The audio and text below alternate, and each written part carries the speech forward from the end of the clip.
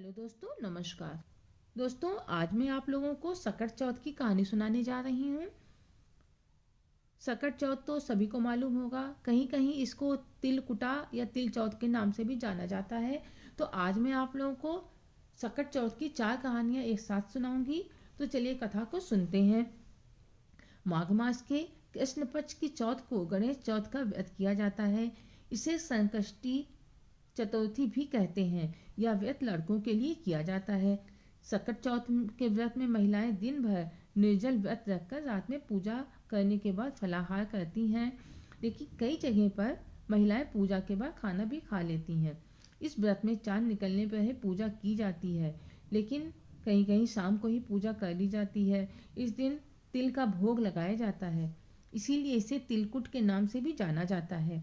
इस दिन तिल को भूनकर उसमें गुड़ मिलाकर उसका बकरा बनाया जाता है। कहीं पर पहाड़ बनाकर उसकी पूजा की जाती है। पूजा करने के बाद बालक से उसको कटवाया जाता है और तरह तरह के लड्डू भी बनते हैं। सकट चौथ में शकरकंदी और चावल का आटा भी पूजा में रखा जाता है। तो चलिए सकट चौथ की पहली कहानी सुनते हैं। किसी राज्य में एक कुम्हार रहता था। पूरे राज्य के बर्तन उस कुम्हार के यहाँ ही बनते थे। एक दिन वह कुम्हार जब बर्तन पकाने के लिए आवा लगाने गया, तो आवा लगाने के बाद जब उसने सुबह खोला तो आवा के बर्तन नहीं पके। इस बात से वह दुखी होकर अपनी फरियाद लेकर राजा के पास गया। राजा ने पंडितों को बुलाकर कुम्हार की समस्या के बारे में पूछा। पंडितों ने कहा कि महाराज, आवा बलि मांग रहा है, इसीलिए कुम्हार को आवा लगाने के लिए रोजाना एक बच्चे की बलि देनी होगी। बलि देने से आवा स्वयं पक जाएगा। राजा ने उस कुम्हार को बच्चे की बलि देने की आज्ञा दे दी। अब वह कुम्हार रोज किसी एक बच्चे की बलि देकर आवा जलाता और अपने बर्तन को पकाता। ऐसा करते हुए बहुत दिन बीत गए। उसी राज्य में एक बुढ़िया भी रहती थी, जिसकी केवल एक ही बेटा था। उसका पति बहुत पहले स्वर्ग सिधार गया था।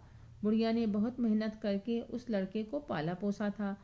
बुढ़िया हमेशा ही चौथ माता व भगवान गणेश जी की पूजा व व्रत करती थी। जब उसके बेटे का नंबर आया तो बुढ़िया बहुत दुखी हो गई और दौड़ी दौड़ी राजा के पास पहुंचकर रोने लगी कि महाराज, मेरे जीवन का तो एक ही सहारा है। अगर वह भी नहीं रहेगा तो मैं किसके सहारे जीऊंगी। लेकिन राजा ने कहा कि माई, ये नियम तो सभी के लिए है, इसमें मैं कुछ भी नहीं कर सकता हूँ।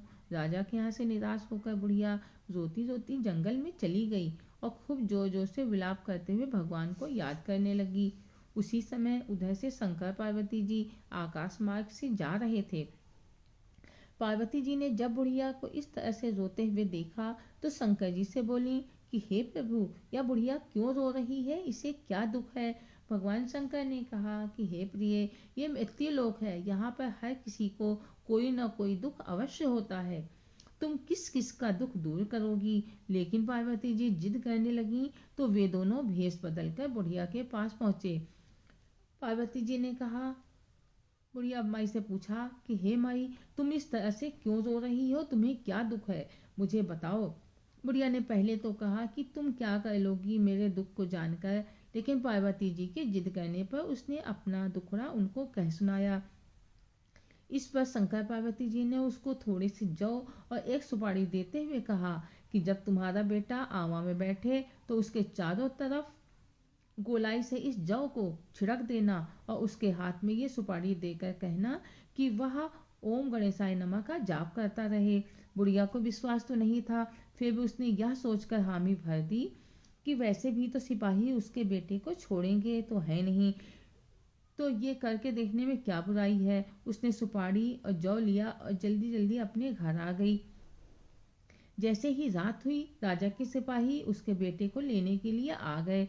अब बुढ़िया उनसे जिद करने लगी कि मैं भी चलूंगी अपने बेटे को बैठाने के लिए।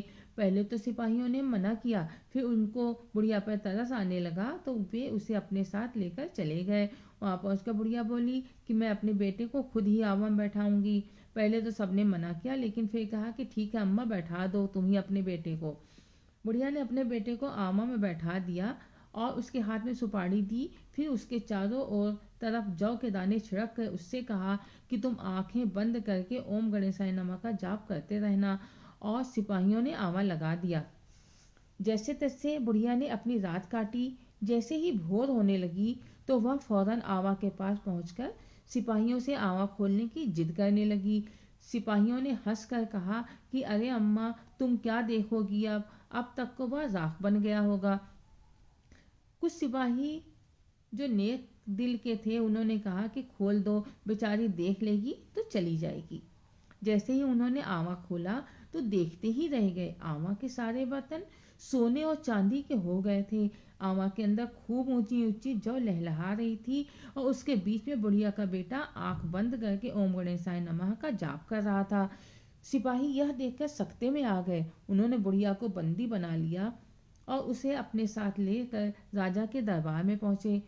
राजा को जब सारी बात पता चली तो उसने बुढ़िया से पूछा कि तुमने कौन सा जादू टोना किया है जो तुम्हारा बेटा आवा में नहीं चला। बुढ़िया रोते हुए बोली कि हे महाराज, मैंने कोई जादू टोना नहीं किया है, जो किया है भगवान ने किया है। और रोते हुए जंगल की सारी घटना राजा को सुना दी। लेकिन राजा को उसकी बात पर विश्वास नहीं हुआ। उसने कहा कि ठीक है, मैं तुम्हारी परीक्षा लूंगा। अगर तुम सच बोल रही हो तो तुम्हारे भगवान तुम्हें यहाँ भी बचाने के लिए आएंगे। राजा ने अपने पैरों में फूलों की बेड़ियां डलवा ली और बुढ़िया के पैरों में लोहे की बेड़ियां डलवा दी और कहने लगा कि भगवान से कहो कि मेरी बेड़ी कट के तुम्हारे पैरों में पड़ जाए और तुम्हारी बेड़ी कट के मेरे पैरों में पड़ जाए, तभी मैं मानूंगा, नहीं तो मैं तुम्हें और तुम्हारे बेटे को मृत्यु दंड दूंगा। अब बुढ़िया रोते हुए भगवान को याद करने लगी कि हे भगवान, वहां तो आपने मेरी मदद कर दी, अब इस संकट से मुझे बचा लो।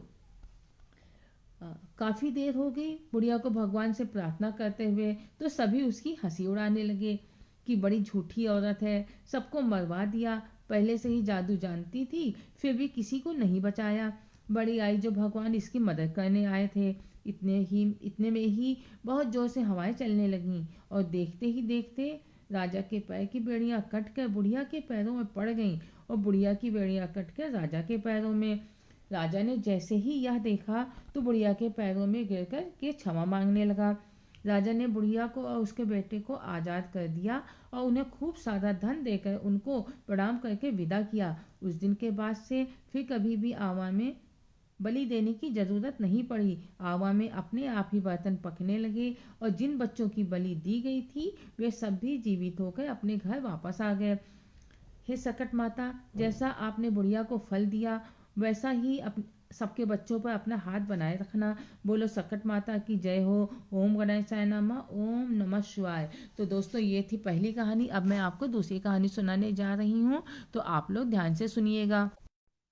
किसी नगर में एक साहूकार और एक साहूकारनी थे। वह दोनों धर्म पुण्य को नहीं मानते थे। इसके कारण उनके कोई भी संतान नहीं हुई थी। एक दिन उनकी पड़ोसन अपने घर में सकट चौथ की कहानी सुन रही थी। तब साहूकारनी ने उसके पास जाकर पूछा कि तुम क्या कर रही हो। पड़ोसन ने बताया कि वह सकट चौथ का व्रत करके व्रत की कथा सुन रही है। तब साहूकार की पत्नी ने कहा कि चौथ का व्रत करने से क्या होता है। पड़ोसन बोली कि इसको करने से अन्न धन सुहाग हो बेटा, या सब कुछ मिलता है। यह सुनकर साहूकारनी बोली कि यदि मेरे गर्भ रह जाए तो 1.25 सेर तिलकुट करूंगी और सकट चौथ का व्रत भी करूंगी। कुछ दिन बाद उसके गर्भ रह गया तो वह बोली मेरे लड़का हो जाए तो मैं 2.5 सेर का तिलकुट करूंगी। समय पूरा होने पर उसके लड़का भी हो गया तो वह बोली कि हे चौथ माता, मेरे बेटे का विवाह हो जाएगा तो 5.25 सेर का तिलकुट करूंगी। जब बेटे का विवाह तय हो गया तो सब लोग विवाह करने के लिए चले गए, लेकिन साहूकारनी ने तिलकुट नहीं किया। तब चौथ विनायक जी ने सोचा कि जब से इसे गर्भ रहा है तब से रोज तिलकुट बोलती है और अब तो बेटे का विवाह भी हो रहा है, तब भी इसने तिल का एक दाना भी नहीं दिया। यह सोचकर चौथ माता गरजती हुई साहूकारनी के बेटे की शादी में पहुंच गईं और जब लड़के ने 3 फेरे लिए तो चौथ माता ने लड़के को उठाकर पीपल पर बैठा दिया। चारों ओर हाहाकार मच गया और सभी लोग दूल्हे को ढूंढने लगे, परंतु वह नहीं मिला। हार कर सभी लोग वापस लौट आए। उसके बाद जब भी वह लड़की गणगौर पूजने गांव के से बाहर दूब लेने के लिए जाती थी, तब एक लड़का वहां आता जो कि दूल्हे के भेष में होता था। उस लड़की को देखकर कहता था कि आ मेरी अर्धब्याही। यह बात सुनकर वह लड़की सूखने लगी। तब एक दिन लड़की की माँ ने उससे पूछा कि बेटी क्या बात है, तू किस चिंता में इतनी दुबली हो रही है? मैं तो तुझे अच्छा खिलाती हूँ, अच्छा पहनाती हूँ, फिर भी तू क्यों सूखती जा रही है? लड़की ने कहा कि माँ, मैं जब भी दूब लेने के लिए जाती हूँ तो पीपल में से एक लड़का निकल कर बोलता है कि आ मेरी याद ब्याही। उसने हाथों में मेहंदी लगा रखी है और सेहरा भी बांध रखा है। दूसरी बार जब लड़की दूब लेने जाती है तो उसकी माँ भी साथ में जाती है और देखती है कि अरे यह तो मेरा जवाई है। तब वह अपने जवाई से कहती कि यहाँ क्यों बैठा है, मेरी बेटी तो अधब्याही कर दी और अब क्या लेगा? तब लड़का बोला कि मेरी माँ ने चौथ माता का तिलकुट बोला था, लेकिन उसने चौथ माता का तिलकुट नहीं दिया, इसीलिए चौथ माता नाराज हो गई और उन्होंने मुझे फेरों से उठा कर पीपल पर बैठा दिया। तब लड़की की माँ साहूकारनी के पास जाकर पूछती है कि तुमने चौथ माता का कुछ बोला है क्या? साहूकारनी ने कहा कि हाँ, तिलकुट बोला था, लेकिन मैंने नहीं किया। लड़की की माँ ने कहा कि चौथ माता ने नाराज होकर तुम्हारे बेटे को पीपल पर बैठा दिया है, तुम उनका तिलकुट करो तो तुम्हारा बेटा वापस मिल जाएगा। साहूकारनी ने कहा कि अब मैं चौथ माता का 2.5 मन का तिलकुट करूंगी। उसकी बात सुनकर चौथ माता ने साहूकारनी के बेटे को फेरों पर लाकर बिठा दिया। बेटे का विवाह हो गया। तब साहूकारनी ने चौथ माता का 2.5 मन का तिलकुट करा और बोली कि हे चौथ माता, तेरे आशीर्वाद से मेरे बेटे बहू घर आए हैं, अब मैं हमेशा तिलकुट करके व्रत करूंगी। पूरे नगर में ढूंढो और पिटवा दिया कि सब कोई तिलकुट करके चौथ का व्रत करना। हे चौथ माता, जैसे आपने साहूकारनी के बहू बेटे को उनसे मिलवाया, वैसा ही सबको मिलवाना। कहते सुनते सब परिवार का भला करना। बोलो चौथ माता की जय हो। चलिए अब सुनते हैं सकट चौथ की तीसरी कहानी। एक गांव में एक देवरानी और जेठानी रहती थी। जेठानी बहुत अमीर थी और देवरानी बहुत गरीब थी। देवरानी का पति जंगल से लकड़ियां काट कर उन्हें ले जाकर शहर में बेचता था। उनकी आमदनी का यही एक जरिया था। परंतु देवरानी का पति अक्सर बीमार रहता था, तो वह लकड़ी काटने नहीं जा पाता था। घर का खर्चा चलाने के लिए देवरानी अपनी जेठानी के घर का सारा काम करती थी और बदले में जेठानी उसे बचा हुआ भोजन और पुराने कपड़े दे देती थी। उसी से देवरानी का परिवार चलता था। माघ महीने की चौथ आई तो देवरानी ने सकट चौथ का और व्रत किया। जेठानी ने भी व्रत किया था। देवरानी ने सारा दिन जेठानी के घर का काम किया और जब शाम हो गई तो वह जेठानी से बोली कि दीदी, मैंने सब काम कर दिया है और खाना भी बना दिया है, मुझे भी सकट चौथ की पूजा करनी है, मुझे भी कुछ दे दो जिससे कि मैं पूजा कर सकूं।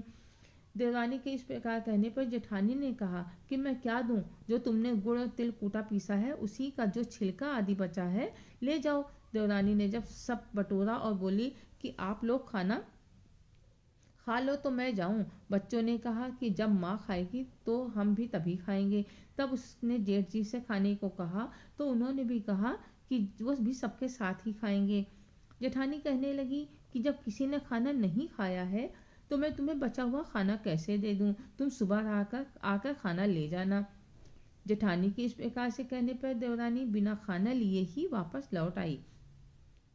घर पर उसका पति और बच्चे खाने का इंतजार कर रहे थे। उसको बिना भोजन के आए देखकर बच्चे रोने लगे, क्योंकि उन्होंने सुबह से कुछ भी नहीं खाया था और पति भी नाराज होने लगा कि दिन भर काम करने के बाद भी एक समय का खाना नहीं लाई हो। पति ने गुस्से में आकर उसको कपड़े धोने वाले थापी से मारा। थापी टूट गई तो उसने पत्नी को पट्टे से मारा। देवरानी ने रोते रोते ही सकट चौथ की पूजा की और फिर ढककर वहीं जमीन पर रोते रोते सो गई। रात में 12 बजने के बाद गणेश जी आए और उन्होंने दरवाजा खटखटाया तो देवरानी ने पूछा कि कौन है। गणेश जी ने कहा कि दरवाजा खोल, मैं गणेश हूँ। देवरानी बोली कि दरवाजा खुला है, आ जाओ। गणेश जी अंदर आए और बोले कि मुझे भूख लगी है, कुछ खाने को दो। देवरानी ने कहा कि खाने को क्या दूं, कुछ भी नहीं है। तो गणेश जी ने कहा छींके में क्या है। देवरानी ने कहा तिलकुटा है, जाओ खा लो। गणेश जी ने छींके के नीचे ढका हुआ तिलकुटा खा लिया और बोले कि मुझे पेट में बहुत जोर से मरोड़ हो रही है, मुझे निपटाई लगी है, कहाँ निपटूं। देवरानी बोली, महाराज घर पड़ा है, आंगन पड़ा है, जहाँ चाहो निपट लो। गणेश जी ने पूरे घर में घूम घूम कर निपटाई की। फिर बोले कि और लगी है, अब क्या करूं। देवरानी ने खिजला कर कहा कि मेरे सिर पर निपट लो। गणेश जी ने उसके सर पर भी निपटाई कर ली। फिर गणेश जी बोले कि अब पोंछूं कहाँ। देवरानी ने बुरी तरह चिढ़कर बोला कि मेरे आंचल में पोंछ लो। गणेश जी ने उसके आंचल में पोंछा और बोले कि बंद कर लो। तो देवरानी ने कहा कि उड़का कर चले जाओ।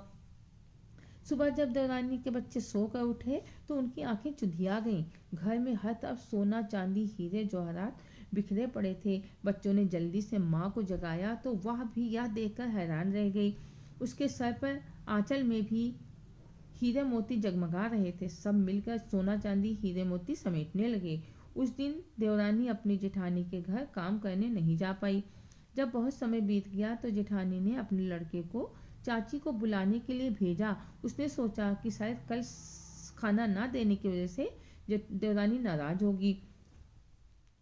लड़का देवरानी के घर आकर बोला कि चाची घर चलो, माँ ने बुलाया है, सारा काम पड़ा है। तो देवरानी ने अंदर से कहा, मैं काम पर नहीं आ सकती। लड़के ने झांक कर अंदर देखा तो हर तरफ हीरे मोती जगमगा रहे थे। लड़के ने वापस आकर सारी बात अपनी माँ को बता दी। यह सुनकर देवरानी दौड़ती हुई देवरानी के घर पहुंची और बोली कि यह सब कैसे हुआ, तुमने कोई जादू टोना किया है क्या, जो रातों रात तुम्हारे पास इतनी दौलत आ गई। देवरानी ने कहा, मैंने कोई जादू टोना नहीं किया है, जो भी किया है गणेश जी ने किया है। जेठानी ने कहा, ऐसा है तो अब मैं भी वैसे ही करूंगी, और जैसा तुम मेरे घर में काम करती थी मैं भी तुम्हारे घर में वैसे ही काम करूंगी। घर आकर उसने अपना सारा पैसा जेवर आदि जमीन में दबा दिया और स्वयं फटी हुई धोती पहनकर रोज अपनी देवरानी के घर काम करने के लिए जाने लगी। इसी तरह करते करते पूरा 1 साल बीत गया।